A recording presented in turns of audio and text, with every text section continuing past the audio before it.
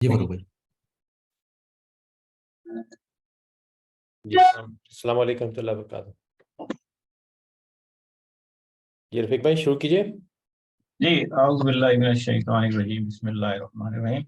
بہت شکریہ تمام حضرات کا جو یہ پروگرام کو ارینج کرتے ہیں. اللہ تعالیٰ ان کو جزائے خیر عطا فرمائے. آج بھی ایز یوزول بہت ساری صورتیں ہمارے سامنے موجود ہیں، تو میں تھوڑا سا کچھ سورہ ملک کے بارے میں عرض کر دوں گا اور اس کے بعد پھر فاروق بھائی کنٹینیو کریں گے.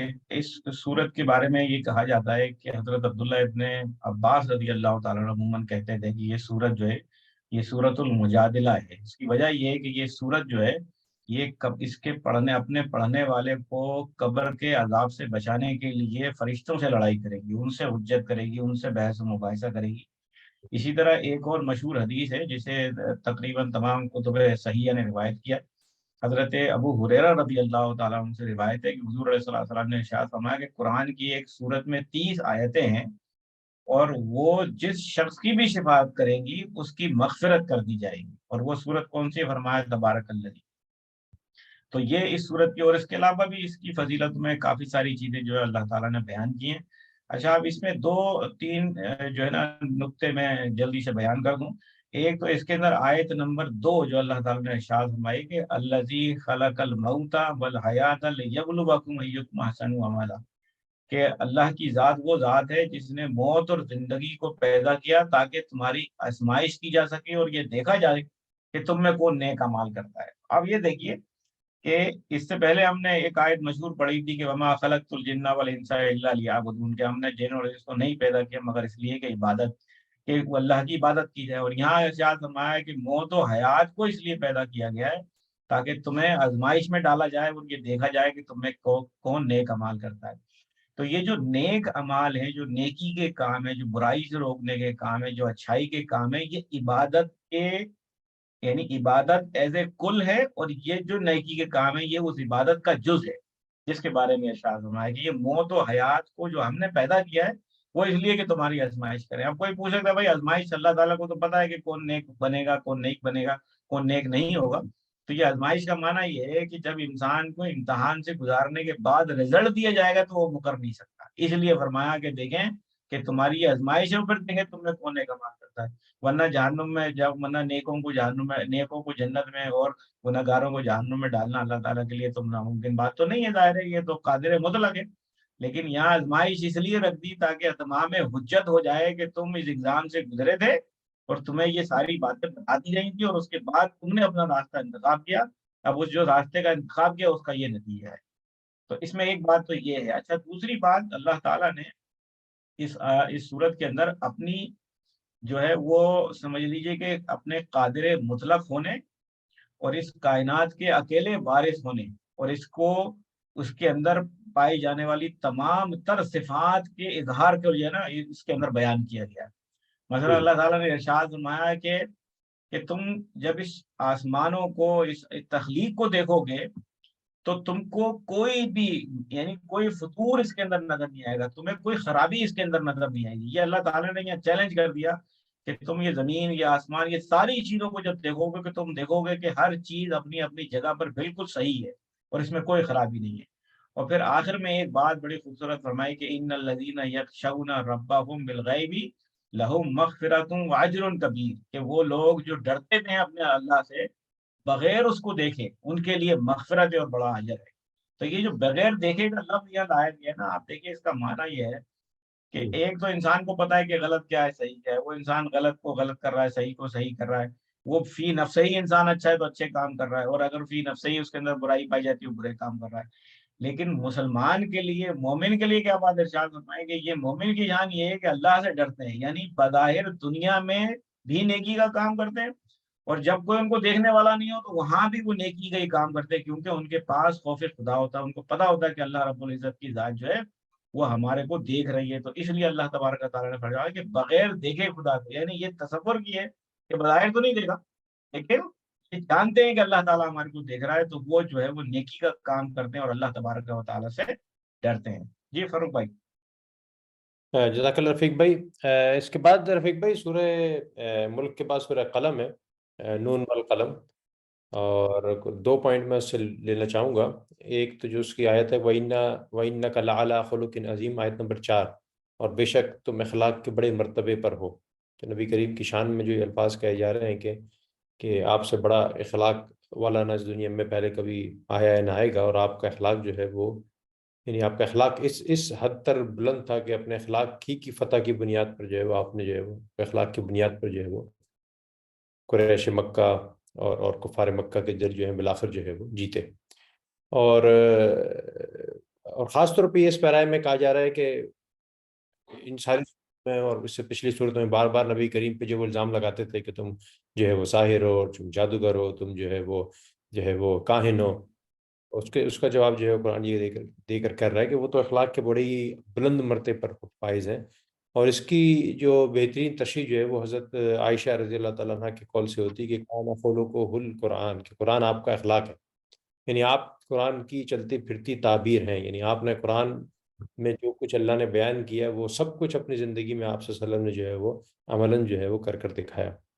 اور بے تحاشا اس میں حدیث ہے. حضرت عائشہ کی ایک حدیث ہے کہ فرمایا کہ کبھی کسی خادم کو نہ مارا، کبھی کسی عورت پر ہاتھ نہ اٹھایا، جہاد فی سبیل اللہ کے سوا کبھی جو ہے وہ کسی کے اوپر ہاتھ نہیں اٹھایا، اور اپنی ذات کے لیے کبھی ایسی تکلیف کا انتقام نہیں لیا جو آپ کو پہنچائی گئی. یعنی ہمیشہ جو ہے معاف کر دیا گیا. اور انس جو آپ صلی اللہ علیہ وسلم کے خادم تھے رضی اللہ تعالیٰ عنہ، آپ کے ساتھ انہوں نے بڑا وقت گزارا، کہتے کہ میں نے 10 سال رسول صلی اللہ علیہ وسلم کی خدمت میں گزارے، آپ نے کبھی مجھے اف تک نہ کہا. کبھی اف تک نہیں کہا. یہ بڑا ہی مشکل کام ہے رفیق بھائی. یعنی کہ بہت مشکل کام ہے، بہت مشکل. ہم سب اپنے گھروں میں بچوں کو، اپنے سب آرڈینیٹس کو کتنی دفعہ جو ہے وہ ہمارے زبانوں سے جو ہے ڈانٹ نکل جاتی ہے، غصہ نکل جاتا ہے. یعنی پوری زندگی میں 10 سال کے عرصے میں کبھی جو ہے وہ حضرت انس کو اف تک نہیں کہا. تو یہ اعلیٰ اخلاق جو ہے نبی کریم کا تھا، اور اس اعلیٰ اخلاق کی طرف جو ہے وہ ہمیں بتایا جا رہا ہے کہ اس کے پیروکار آپ بنیے. اور اس اخلاق کو دیکھنے کے لیے کیا کیجیے، قرآن جو ہے وہ آپ کی چلتی پھرتی جو ہے وہ آپ کی ہے. اچھا، سورہ قلم میں دوسرا اس کے بعد جو موضوع آ رہا ہے وہ ایک باغ کی تمثیل، ایک باغ والوں کا قصہ دیا جا رہا ہے. قریش مکہ کو بتایا جا رہا ہے دوبارہ کہ تمہارا معاملہ بالکل ویسے ہی ہے کہ جیسے ایک باغ والوں کا معاملہ. اور باغ والوں کے بارے میں بتایا جا رہا ہے کہ ایک باغ تھا اور بڑا ہی پھلوں سے لدا ہوا تھا، اور اس باغ کے جو مالکان تھے، کاریگر تھے، انہوں نے فیصلہ کیا کہ بھئی اب کل صبح جا کر جو ہے وہ پھل ہم جو ہے وہ اتار لیں گے. اور بڑے یعنی غرور میں اور تکبر میں، اور یہ تک کہہ دیا کہ جو ہے وہ دیکھنا کوئی مسکین جو ہے وہ قریب میں نہ آ جائے ہمارے پھلوں کے، کہیں یہ نہ ہو کہ یہ اتارنے کا ٹائم ہے اور اس کو ہمیں جو ہے وہ ان پھلوں میں سے کچھ حصہ دینا پڑ جائے. یعنی یہ کیفیت تھی ان کی بخل کی اور ان کے کبر کی اور اپنے اوپر غرور کی. اور ہوا یہ کہ رات میں آندھی آئی اور وہ جو ہے وہ بعض جو ہے وہ تہس نہس ہو گیا، اور وہ صبح جب اٹھے اور بڑے غرے کے ساتھ جو ہے باغ کی طرف چلے، اور جب وہاں پہنچے تو قرآن کے الفاظ ہیں کہ پہلے انہوں نے کہا کہ ایسا لگتا ہے کہ ہم راستہ بھول گئے، کہیں اور آ گئے، غلط جگہ، ہم غلط جگہ آ گئے. غلط جی جگہ آ گئے. پتہ لگا کہ جناب یہ غلط جگہ نہیں، یہی وہ جگہ ہے. اور ان میں ایک اچھا آدمی بھی تھا، اس نے ان جی سے کہا، اور یہ تمثیل دی جا رہی ہے، بالکل جو ہے وہ بتایا جا رہا ہے یہ قریش جو ہے وہ باغ والے ہیں اور اچھا آدمی نبی کریم ہے کہ جو تمہیں اسی طرح اس اچھے آدمی نے ان کو کہا کہ تمہاری غلطی کی وجہ یہ ہے کہ تم اللہ کی جو ہے وہ کبریائی بیان نہیں کرتے، اس کی پاکیزگی بیان نہیں کرتے، اور تمہارے اندر جو غرور ہے اور تکبر ہے اور جو میں ہے کہ سب کچھ ہم کرنے والے ہیں، اس کا یہ انجام جو تمہارے سامنے ہوا ہے. اور پھر قریش کو بھی بتایا جا رہا ہے کہ تمہارا بھی حال یہ باغ والوں کی طرح ہی ہے کہ تم بڑے اکڑ کے گھوم رہے ہو کہ جو کچھ تمہیں کچھ تھوڑی بہت چیزیں ملی ہوئی ہیں کہ شاید کوئی اللہ کے بڑے پسندیدہ لوگوں میں سے تمہارا شمار ہے، یہ سب ایک جھٹکے کے ساتھ سب ختم ہو جانا ہے اس کو. اور اگر تم نے اس نبی کی بات نہیں مانی تو کچھ تمہارے پاس نہیں بچے گا. تو یہ قرآن بار بار جو ہے وہ تمثیلیں دے کر جو ہے وہ انسان کو جو ہے وہ بار بار جو ہے وہ راہ راست پر لانے کے لیے اور آخرت کے اوپر لانے کے لیے جو ہے وہ بار بار جو ہے وہ یہ اس طرح کی مثالیں دیتا ہے. تو موضوعات تو اور بہت سارے ہیں لیکن میرے خیال ہمارے پاس وقت نہیں ہے. کچھ ایک آدھ پوائنٹ صورتوں سے لیتے ہوئے آگے چلتے ہیں رفیق بھائی. تو جی. اچھا، اس کے بعد جو صورت حاقہ ہے اس کے اندر بھی میں 2 نقطے رکھتا ہوں. اللہ تعالیٰ نے یہاں لوگوں کو 2 حصوں میں تقسیم کر دیا ہے، وہ جن کے نامہ اعمال سیدھے ہاتھ میں ملیں گے اور وہ جن کے نامہ اعمال الٹے ہاتھ میں ملیں گے. اچھا، یہ بھی جو ہے نا وہ تمثیلی ایک جائزہ بیان کیا جا رہا ہے کہ قیامت میں کیا ہونے والا ہے. تو جن لوگوں کے نامہ اعمال الٹے ہاتھ میں ملیں گے ان کے بارے میں اللہ تعالیٰ نے کئی وجوہات کو بیان کیا ہے. تو اس میں جو 2 وجہیں وہ میں آپ کے سامنے بیان کرتا ہوں. ایک وجہ تو اللہ تعالیٰ نے یہ ارشاد فرمایا کہ انہ کان لا یؤمنون باللہ العظیم، کہ بات اصل میں یہ ہے کہ یہ لوگ جو ہے اللہ تبارک و تعالیٰ پر جو ہے وہ ایمان نہیں لاتے، اللہ جل شانہ پر ایمان نہیں لاتے تھے. تو الحمدللہ اللہ تعالیٰ نے ہمیں یہ توفیق بخشی ہے کہ ہم ایمان والے. لیکن اس کے بعد والی بات پھر اس کے بعد آگے بیان فرمایا ولا یحض علی طعام المسکین. فرمایا یہ وہ لوگ ہیں جو مسکینوں کو کھانا کھلانے کی ترغیب نہیں دیتے.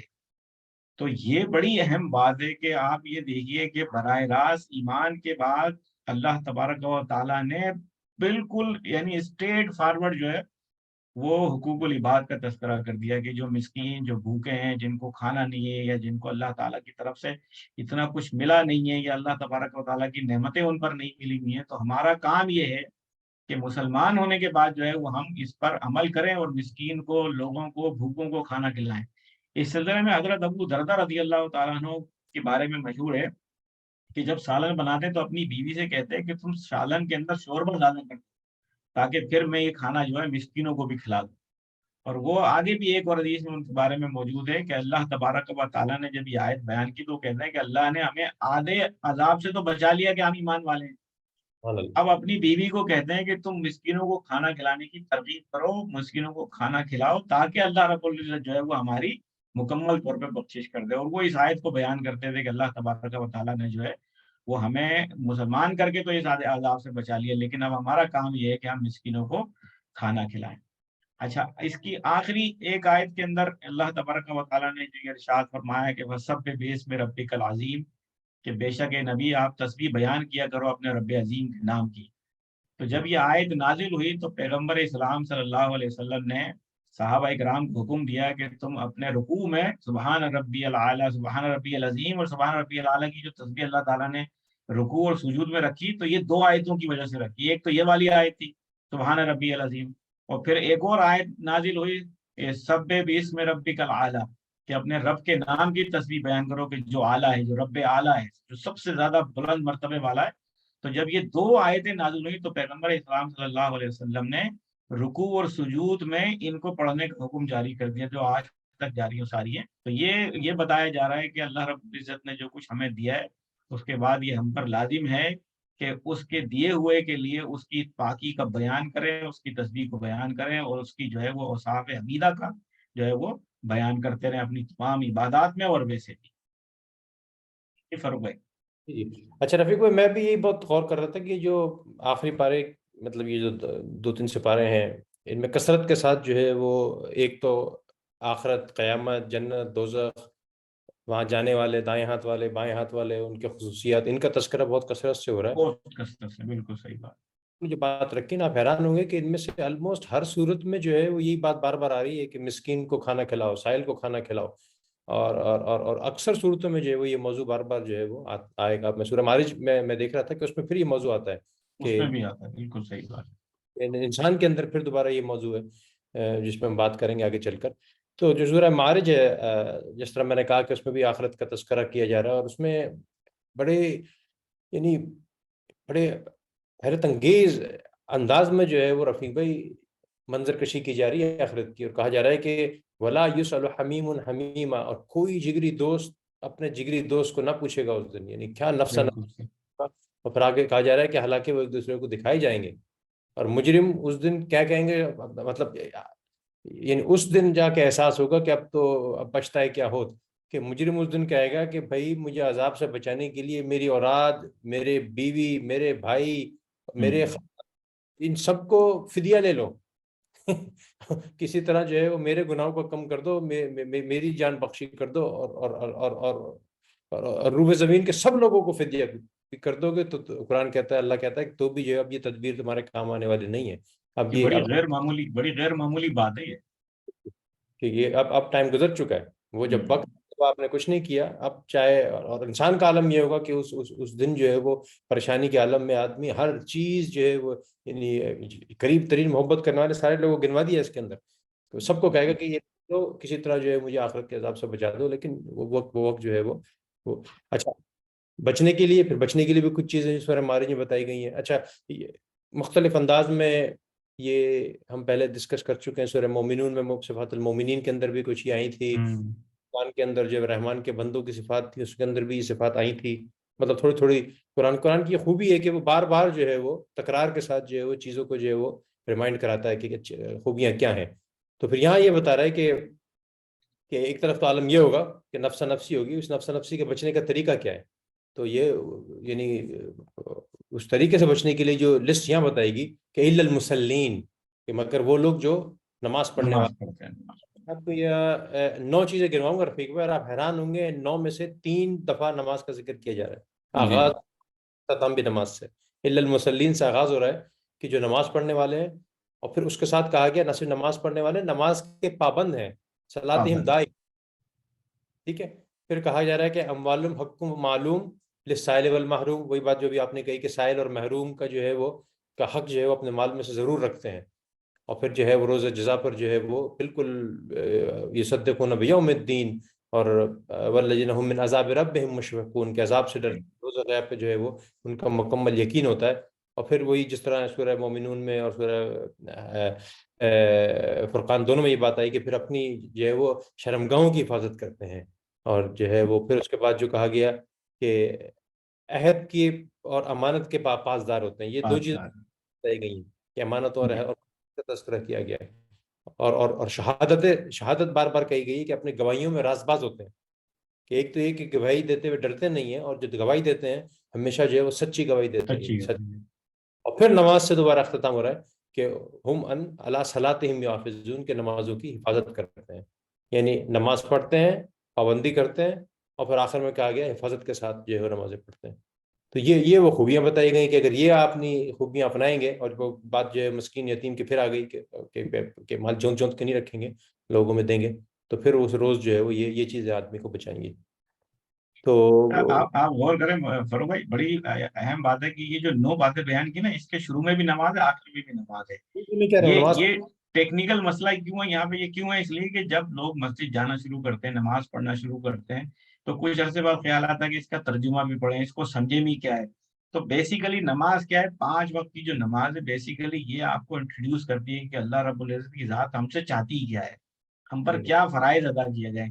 یہ محض سجدے، یہ رکوع، یہ سجود کا نام نہیں ہے، بلکہ یہ انٹروڈکشن ہے اللہ تبارک و تعالیٰ کے ان قوانین کے جو اس نے قرآن مجید میں بیان کیے. اسی لیے نا اسی لیے تو نماز میں قرآن پڑھنا جو ہے وہ واجب ہے.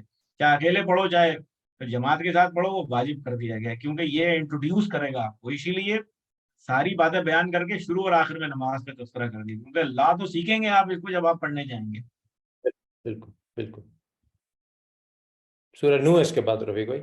اچھا، اس کے اندر ایک اور چیز نا، یہ جو اس کے اندر یہ بیان کیا ہے نا کہ انسان کی عجیب ہی فطرت ہے کہ جب تکلیف پہنچتی ہے، یعنی بڑا بے صبرا ہے، جب تکلیف پہنچتی ہے تو رونے پیٹنا شروع کر دیتا ہے، اور جب خوشحالی آتی ہے تو پھر بخیل ہو جاتا ہے، چیزیں بانٹتا نہیں ہے. تو اس کا علاج جو ہے نا وہ بتایا کہ بھائی ان بیماریوں کا علاج کیا ہے کہ نماز پڑھنے کے لیے لوگ، کہ نماز پڑھنے والے بیماریوں سے بچے رہتے ہیں، پھر اس کے بعد نماز میں پابندی کرتے ہیں، پھر اس کے بعد اپنے مال سے خرچ کرتے ہیں وغیرہ وغیرہ. اور ایک اس سلسلے میں بڑی بڑی اہم حدیث ہے حضرت عبداللہ ابن عباس سے، وہ میں ایڈ کر دوں اس میں، پھر ہم سورہ نوح کی طرف جاتے ہیں. کہ اگر ابن آدم کے پاس مال کی 2 وادیاں ہونا تو وہ ضرور تیسری وادی کو تلاش کرے، اور ابن آدم کے پیٹ کو صرف جو ہے وہ مٹی ہی بھر سکتی ہے. تو جو توبہ کرے تو اللہ تبارک و تعالیٰ اس کی توبہ کو قبول کرنے والا ہے. اور انسان میں ہرس، ایک اور حدیث میں مفہوم اس طرح ہے کہ انسان کے اندر 2 ہرس ہوتی ہیں، ایک مال کی ہرس ہوتی ہے اور ایک اس کی عمر کی ہرس ہوتی ہے، تو جو اللہ تعالیٰ نے اس بندے کے اندر رکھی ہے. تو اس لیے ہمیں چاہیے کہ جو ہے وہ نمازوں کی پابندی کرتے رہیں اور ان چیزوں کو سیکھتے رہیں اور اپنی زندگی میں جو ہے وہ اس کا استعمال کرتے رہیں. اچھا، سورہ نوح کے اندر حضرت نوح علیہ الصلوۃ والسلام یعنی بڑے جلیل القدر پیغمبر گزرے ہیں، اور اللہ رب العزت کے حکم دینے پر آپ نے اپنی قوم کو بڑی کوشش کی، بڑی منت سماجت کی، بڑی چیزیں کھول کھول کر بار بار، جیسے کسی بچے کو نہیں سمجھایا جاتا اس طریقے سے آپ نے اپنی قوم کو سمجھایا، اور بار بار بتایا اور بار بار سکھایا، اور بے تحاشا مرتبہ چھوٹی سے چھوٹی چیز سے لے کے بڑی سے بڑی چیزوں کے بارے میں بتایا، اور کہا کہ دیکھو بعد آ جاؤ، توبہ کرو گے اللہ تمہیں بخش دے گا، اللہ تعالیٰ تمہیں معاف کر دے گا، وہی ہے جس نے بنایا. اب جب یہ تمام باتیں ہو گئی اور وہ ٹھس سے مس نہ ہوئے، کسی صورت بھی ٹھس سے مس نہ ہوئے، تو حضرت نوح علیہ السلام نے پھر اللہ تبارک و تعالیٰ سے دعا کی. اللہ تعالیٰ کی دعا جو ہوئی، حضرت نوح علیہ السلام کی دعا کو اللہ تعالیٰ نے کوٹ کیا، وقال نوح ربی لا تذر علی الارض من الکافرین دیارا، کہ حضرت نوح علیہ السلام نے کہا کہ اے اللہ، اس زمین میں آپ کسی کافر کو نہیں چھوڑنا، انکا ان تذرہم تو اگر ان میں سے کسی کو چھوڑ دیا ہے دل و عبادہ کا، تو وہ پھر کیا کریں گے؟ وہ پھر گمراہی پیدا کریں گے، وہ تیرے بندوں کو گمراہی کریں گے، وہ ان کو جو ہے وہ خیالات، وہ ان کو توحید اور رسالت کی اس دعوت سے بھٹکا دیں گے۔ اور صرف یہی نہیں بلکہ پھر تیسری بات بڑی اہم فرمائی، فرمایا بلا یلد الا فاجرا کفارا، اور فرمایا یہی نہیں کہ یہ گمراہ کریں گے، فرمایا کہ ان سے جو اولاد ہوں گی وہ بھی فاسق و فاجر ہوں گی۔ تو اللہ رب العزت کی بارگاہ میں حضرت نوح علیہ السلام نے پھر یہ دعا کی، تو پھر اللہ تعالیٰ نے ان کی دعا قبول کی، اور تو جو لوگ ان کے ساتھ تھے اللہ رب العزت نے ان سب کو جو ہے وہ بچایا، اور اس کے بعد باقی جو ہے لوگوں کو ایک شدید عذاب سے جو ہے وہ مبتلا کر دیا۔ تو پیغمبر علیہ السلام کی جو دعا ہوتی ہے اللہ تعالیٰ ظاہر ہے اسے رد نہیں کرتا، لیکن حضرت نوح علیہ السلام نے بڑی کوشش کی قوم کو سمجھانے کی، اور آج کم و بیش ہم اسی مراحل سے گزر رہے ہیں۔ لا تعداد جو ہے وہ تبلیغ کے کام جاری ہیں، لوگ سمجھا رہے ہیں، بتا رہے ہیں، علماء کام کر رہے ہیں، لیکن ہماری قوم جو ہے وہ چھوٹی سے چھوٹی بیماری، ناپ تول سے لے کے بڑے سے بڑی کرپشن کو چھوڑنے کو تیار نہیں ہے۔ اللہ تعالیٰ جو ہے وہ ہم پر اپنا رحم و کرم فرمائے۔ جی فاروق بھائی۔ تو اس کے بعد سورہ جن ہے رفیق بھائی۔ سورہ جن پہ پہلے بھی ہم سورہ احقاف کے میں جب جنوں کا واقعہ آیا تھا تھوڑی سی بات کر چکے ہیں، بس میں ایک مختصر سی بات ہی کہوں گا کہ جن جو ہیں وہ انسان کی طرح ایک مخلوق ہیں، اور قرآن سے یہ بار بار بالکل ثابت ہے۔ بعض لوگوں نے جو ہے وہ خاص طور پہ جو اپنے آپ کو زیادہ پڑھا لکھا طبقہ کہتے ہیں، جو سمجھتے ہیں کہ مطلب جو سائنٹیفک بیسس پہ بہت زیادہ یقین رکھنا شروع کر دیتے ہیں، تو جی ان کو بعض اوقات سمجھ میں نہیں آتی، اور بے شمار لوگوں نے بے شمار جو ہے وہ تشریحات بھی نکالی ہیں۔ تو میں بس یہ کہنا چاہتا ہوں، بالکل کیٹیگوریکلی یہ کہنا چاہتا ہوں کہ وہ ساری تشریحات غلط ہیں۔ جن ایک انسان کی طرح، ایک مخلوق کی طرح قرآن میں اس کا بار بار تذکرہ ہے، اور یہ بالکل ایک حقیقت ہے، اس کو اسی حقیقت کے طور پہ ماننا چاہیے کہ وہ موجود ہیں۔ جس طرح ہم اور بہت ساری چیزیں نہیں دیکھ سکتے، اور نہ دیکھنے کی وجہ سے ہم یہ نہیں کہہ سکتے کہ وہ ان کا وجود اس دنیا میں موجود نہیں ہے، تو اسی طرح یہ کہہ دینا کہ وہ جن کچھ نہیں ہوتے ہیں، وہ یہ تو وہ مختلف قسم کے جو ہے وہ تشریحات اور توجیحات جو کچھ لوگوں نے بیان کرنے کی کوشش کی ہے کہ وہ بالکل غلط ہیں۔ تو اس طرح تو بہت ساری چیزوں کو نہیں دیکھ سکتے، اللہ کو کہاں دیکھ سکتے ہیں؟ تو جن بالکل اللہ کی ایک مخلوق ہے، اور وہ اسی طرح عبادت کرتی ہے جس طرح انسان کرتے ہیں، ہمارے تصورات سے جو ہے وہ بالا تر ہے، پہلی چیز یہ۔ دوسری چیز یہ کہ جس طرح پہلے تذکرہ کیا ہے سورہ احقاف میں، جو ہے وہ طائف سے واپسی پر جو ہے وہ جنوں کے ساتھ معاملہ پیش آیا تھا، اور یہ واقعہ بالکل ڈفرینٹ ہے، کیونکہ وہ جو جن تھے اپنا رفیق بھائی، وہ حضرت موسیٰ کے پیروکار تھے، وہاں ان کا جی بتایا گیا کہ کتابوں کے ماننے والے تھے، اور ان جن کا جو سورہ جن میں تذکرہ کیا گیا ہے کہ یہ کافر اور مشرکین ان میں سے تھے، کہ جنہوں نے جو ہے وہ بہت ساری جو ہے وہ کفار مکہ کی طرح جو ہے وہ ایڈیشنز کر لی تھی اپنے نظریات کے اندر، تو ان کی اصلاح کی گئی ہے۔ لیکن اتفاق یہ ہے کہ یہ واقعہ بھی طائف کی طرف جاتے ہوئے ہوا ہے، نخلا کی وادی میں، جی کہ عکاظ کے بازار میں نبی کریم دعوت کے لیے جا رہے تھے طائف کی طرف، تو وہاں جو ہے وہ ان جنوں سے ملاقات ہوئی، اور پھر ان کو جو ہے وہ نبی کریم کی بات سن کر انہوں نے اصلاح کا جو ہے وہ دروازہ جو ہے وہ اپنایا۔ آگے بڑھیے رفیق بھائی۔ جی، اس کے بعد جو ہے وہ فاروق بھائی ہمیں 2 منٹ آخر میں رکھنے ہیں دعا کے لیے انشاءاللہ، کیونکہ کل کا ہمیں پتہ نہیں ہے۔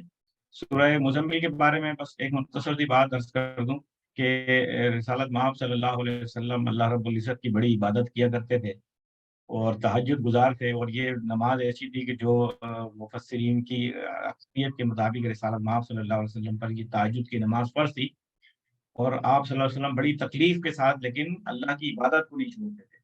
تو پھر اللہ رب العزت نے جو ہے وہ پھر اس نماز میں بترتیب جو ہے اس قیام کو اس میں تخفیف فرمائی، اور فرمایا کہ رات کو نماز میں قیام کریں مگر تھوڑا، پھر کہا کہ آدھی رات یا اس سے کچھ کم کر دیں، یا اس پر کچھ اضافہ کر دیں، اور پھر قرآن کو ٹھہر ٹھہر کر پڑھیں، بے شک ہم آپ پر بھاری کلام نازل فرمانے والے ہیں، بے شک رات کو اٹھنا نفس پر بھاری ہے اور کلام کو تس رکھنے والا ہے، اور بے شک دن میں آپ کی بہت مصروفیات ہیں۔ تو آپ یہ دیکھیے کہ اللہ رب العزت جو ہے وہ پیغمبر اسلام صلی اللہ علیہ وسلم کو ایک طرف تو ڈھارس دے رہا ہے کہ بھائی یہ جو کلام ہے اس کو آپ نے پڑھنا ہے، اس کو سیکھنا ہے، اور پھر یہ بھی سامنے رکھا ہے کہ یہ مصروفیات ہیں دن کے بھی کام ہے، پھر رات کو آرام بھی کرنا ہے۔ تو آپ یہ دیکھیے کہ آہستہ آہستہ کر کے پھر آگے جا کے آخر میں اللہ تعالیٰ نے ارشاد فرمایا کہ پیغمبر اسلام صلی اللہ علیہ وسلم کو حکم دیا کہ آپ جتنا نماز میں آپ سے قرآن آسانی سے پڑھا جا سکتا ہے آپ اتنا پڑھیے۔ پہلے تو رات کے قیام کو نصف قیام تک رکھا گیا، پھر اس میں کہا گیا کہ آدھی رات تک قیام کریں، پھر اس کے بعد اتنا قیام کرنا ہے، اور پھر کم کرتے کرتے پھر آخر میں اللہ تبارک و تعالیٰ نے یہ آسانی پیدا کر دی کہ حضور صلی اللہ علیہ وسلم کو ارشاد فرمایا کہ آپ جو ہے وہ قرآن مجید جتنا چاہیں اپنی نماز میں، رات کی نماز میں پڑھ سکتے ہیں۔ تو آپ دیکھیے کہ پیغمبر اسلام صلی اللہ علیہ وسلم پر صرف دن میں ذمہ داری رائج نہیں تھی، بلکہ رات میں بھی اٹھ کے اللہ رب العزت کی عبادت کرنا جو ہے وہ آپ صلی اللہ علیہ وسلم پر لازم تھا، اور آپ علیہ الصلوۃ والسلام نے جو ہے اپنی اس امت کے لیے ان تکالیف سے اپنے آپ کو گزارا، اور بڑی کامیابی سے اللہ رب العزت نے آپ صلی اللہ علیہ وسلم کو اس مقصد میں کامیاب اور کامران کیا، اور پھر آخر میں پھر آسانی بھی فرما دی کہ اللہ کے نبی صلی اللہ علیہ وسلم آپ جتنا آسانی سے قرآن پڑھنا چاہیں نماز کے اندر جو ہے وہ اس کو پڑھ سکتے ہیں۔ جی فاروق بھائی۔ تو اپنا رفیق بھائی اس کے بعد سورہ مدثر ہے، اور مدثر جو ہے وہ بڑی، دونوں صورتیں بڑی خوبصورت ہیں، جو جی القاب نبی کی صورت میں لیے گئے ہیں وہ کیا ہی پیارے القاب ہیں، کس طریقے سے اللہ تعالیٰ جو ہے مخاطب کر رہا ہے۔ اچھا، سورہ مدثر کا تھوڑا سا میں مختصر بیک گراؤنڈ کر دوں کہ یہ اس کے بارے میں متفق علیہ ہے کہ دوسری وحی ہے، کہ جب اقرا بسم ربک الذی جو ہے وہ نبی کریم پر پہلی وحی آئی، کہ جس کے بعد جبریل علیہ السلام نے آپ کے پاس نبوت جو ہے وہ پہنچائی، تو اس کے بعد کچھ عرصہ جو ہے وہ گیپ آ گیا، اور آپ صلی اللہ علیہ وسلم بڑے پریشان ہوتے تھے کہ مطلب اس سمجھ میں نہیں آ رہا تھا آپ صلی اللہ علیہ وسلم کو یہ کیا ہو رہا ہے سلسلہ۔ اور اس کے بعد یہ آتا ہے کہ ایک دفعہ آپ صلی اللہ علیہ وسلم کو جو ہے وہ جبریل دوبارہ جو ہے وہ آسمان پر نظر آئے، اور بڑی یعنی ان کا تو آنا ہی بڑا حیبت انگاز قسم کا ہوتا تھا، تو آپ صلی اللہ علیہ وسلم گھبرا گئے، اور آپ گھر کے اندر داخل ہو گئے، اور جو ہے وہ چادر اوڑھ کر جو ہے وہ کہنے لگے کہ مجھے سردی لگ رہی ہے، مجھے سردی لگ رہی ہے، مجھے چادر دو، مجھے چادر دو۔ تو اسی وقت جو ہے یہ وہی نازل ہوئی کہ اللہ بڑے خوبصورت انداز میں کہہ رہا ہے کہ اے اوڑھ لپیٹ کے لیٹنے والے، یعنی آپ صلی اللہ علیہ وسلم کو مخاطب کر کے کہا جا رہا ہے کہ اٹھ اور خبردار کر، قم فانذر وربک فکبر، کہ اٹھ جاؤ اور اپنے رب کی کبریائی بیان کرو، وثیابک فطہر والرجز فاہجر، اور اپنے کپڑے پاک رکھو اور گندگی سے دور رہو، اور ولا تمنن تستکثر، اور احسان نہ کرو زیادہ حاصل کرنے کے لیے۔ کیا خوبصورت انداز میں جو ہے نبی کریم کو اپنے کام کی اور یہ پہلی وہی ہے کہ جس میں باقاعدہ اب نبی کریم کو کام کی ذمہ داری دی جا رہی ہے کہ کرنا کیا ہے تم نے۔ نبوت اقرا الذی میں کہیں کام کا جو مینشن نہیں ہے، صرف نبوت کا آغاز ہے، اور جو ہے وہ پڑھو اور وغیرہ وغیرہ۔ تو یہاں پہلی دفعہ جو آپ سے کہا جا رہا ہے کہ اب تمہاری ڈیوٹی ہے کہ اٹھو اور اپنے جو رب ہے اس کی کبریائی جو ہے وہ پھیلاؤ تم۔ اچھا، آپ نوٹ کیجئے رفیق بھائی کہ رب کی کبریائی کا اعلان کرنے کے ساتھ امیڈیٹلی جو دوسری بات کی جا رہی ہے نا کہ اپنے کپڑوں کو پاک کرو، ثیابک فطہر، اور اچھی اس کی تشریح کی ہے کہ یعنی اتنا ہی خوبصورت ہمارا مذہب ہے کہ جس میں صفائی، پاکیزگی، نفاست جو ہے اس سے جو ہے وہ آپ دیکھیے کہ آغاز ہو رہا ہے کام کرنا۔ اور آپ اس کی فقہ کی ساری کتابیں اٹھا کے دیکھ لیجیے، سب سے پہلا چیپٹر جو آپ کو ملے گا نا وہ طہارت کے اوپر ملے گا، ہر کتاب طہارت اور پاکیزگی سے ہو رہا ہے۔ کتنا یعنی کہ زبردست، اس معاشرے میں تصور نہیں تھا ان چیزوں کا، کیا کس قسم کے وہ لوگ تھے گندے، یعنی ان کو جو ہے وہ کس طریقے سے جو ہے وہ اللہ تعالیٰ نے جو ہے وہ، اور جو ہے پاکیزگی کی بھی پھر بڑی تفصیل سے کہا گیا ہے۔ لوگوں نے کہا ہے کہ صرف اس کا مقصد یہ نہیں ہے کہ کپڑے خراب نہ ہو، بلکہ صاف ستھرے ہوں، غرور سے، تکبر سے ہوں، اور دامن بھی پاک ہو، یعنی با اخلاق بھی ہو انسان۔ جی، با اخلاق بھی ہونا ضروری ہے، صحیح بات ہے۔ صاف دامنی جو ہے وہ صاف کپڑوں کی جو ہے وہ نشانی ہے۔ رفیق بھائی آپ 2 منٹ اب رہ گئے، میرے خیال ہے باقی صورتوں کو ہم تو چھوڑ دیتے ہیں، ہمارے پاس ٹائم نہیں ہے ساری صورتیں کور کرنے کا، جی تو 2-3 منٹ ہیں۔ اگر واقعی آپ صحیح کہہ رہے ہیں کہ آج ہماری آخری پوڈ کاسٹ ہوگی تو تھوڑا سا دعاؤں سے اس کا اختتام ہو جانا چاہیے، کہ جو اس پورے مہینے ہم نے قرآن کو سنا اور سمجھنے کی کوشش کی، اللہ تعالیٰ سے قبول فرمائے۔ تو آپ دعا کرائیے رفیق بھائی، دعا کرائیے۔ اللهم صل على سيدنا ومولانا محمد وعلى ال سيدنا ومولانا محمد وبارك وسلم۔ ربنا ظلمنا انفسنا وان لم تغفر لنا وترحمنا لنكونن من الخاسرين۔ ربنا ظلمنا انفسنا وان لم تغفر لنا وترحمنا لنكونن من الخاسرين۔ اللهم اغفر لنا وارحمنا وارض عنا وتقبل منا وادخلنا الجنة ونجينا من النار واصلح لنا شأننا كله۔ ربنا ظلمنا انفسنا وان لم تغفر لنا وترحمنا لنكونن من الخاسرين۔ اللهم اني اسالك الصحة والعفة والامانة وحسن الخلق والرضا بالقدر۔ اللهم اني اسالك الصحة والعفة والامانة وحسن الخلق والرضا بالقدر۔ اللهم صل وسلم دائما على حبیبک محمد صلی اللہ تعالی علیہ وسلم۔ یا اللہ جو کچھ پڑھا گیا، جو کچھ سنا گیا، اس کو اپنی بارگاہ رب خداوندی میں قبول فرما۔ جو لوگ اس پروگرام کو آرگنائز کرتے رہے، جو لوگ اس کو چلاتے رہے، جو لوگ اس میں شرکت کرتے رہے، یا اللہ ان سب کی خطاؤں کو معاف فرما، ان میں جو غلطیاں ہوئیں ان کو معاف فرما، اور اس چھوٹی سی کاوش کو اپنی بارگاہ رب خداوندی میں قبول فرما۔ یا اللہ جو اس پروگرام میں شریک ہوتے رہے، اس پروگرام میں آتے رہے، اس کو آرگنائز کرتے رہے، ان سب کے حال میں، اولاد میں، مال میں برکتیں، رحمتیں نازل فرما۔ اور اپنے غیب سے ان کو خاص رحمتیں عطا فرما، ان کے رشتہ داروں کو، ان کے دوستوں کو، ان کے عزیزوں کو، ان کے احبابوں کو جو بیمار ہیں ان سب کو شفا کاملہ عاجلہ نصیب فرما۔ یا اللہ جو پڑھا گیا اس پر عمل کرنے کی توفیق عطا فرما، جو سنا گیا اس کو آگے پہنچانے کی توفیق عطا فرما۔ یا اللہ ہمارے بھائی ڈاکٹر اظہر صاحب کی طبیعت خراب ہے، اللہ تبارک و تعالیٰ سے ہم سب دعا کرتے ہیں کہ اللہ تبارک و تعالیٰ ان کو صحت کاملہ عاجلہ نصیب فرمائے۔ اللہ تعالیٰ ان کی دعاؤں کو، ان کے بچوں کی دعاؤں کو، ان کے والدین کی دعاؤں کو، ان کے دوست عزیز احباب کی دعاؤں کو ان کے حق میں قبول و مقبول فرمائے۔ ان اللہ و ملائکتہ یصلون علی النبی یا ایھا الذین آمنوا صلوا علیہ وسلموا تسلیما۔ اللہم صل علی سیدنا و مولانا محمد وبارک وسلم۔ سبحان ربک رب العزت عما یصفون وسلام علی المرسلین والحمد للہ رب العالمین۔ تو انشاءاللہ اگر تو کل روزہ ہوا تو پھر انشاءاللہ ہم 30th پوڈ کاسٹ کریں گے، تو تمام سامعین ہمیں جوائن کریں انشاءاللہ۔ اور اگر تو کل عید ہو گئی تو پھر ہماری طرف سے پیشگی عید مبارک، اور کہ اللہ تعالیٰ ہمارا اس قرآن کو پڑھنا سننا اس کو قبول فرمائے۔ اللہم آنس وحشتی فی قمری، اللہم ارحمنی بالقرآن اماما و نورا و ہدى و رحمہ، اللہم ذکرنی منہما نسیت وعلمنی منہما جہلت وارزقنی تلاوتہ آناء اللیل و آناء النہار واجعلہ لی حجۃ یا رب العالمین واجعلہ لی حجۃ۔ وصلی اللہ تعالیٰ علی خیر خلق محمد وعلی آلہ وصحبہ اجمعین برحمتک یا۔ تمام حضرات کو بہت بہت عید مبارک، اور اپنی بہت شکریہ۔ اگر غلط لگی، کوئی کہیں آگے پیچھے ہو گیا تو اس سے معافی فرمائیے، اور اللہ تبارک و تعالیٰ میں اسی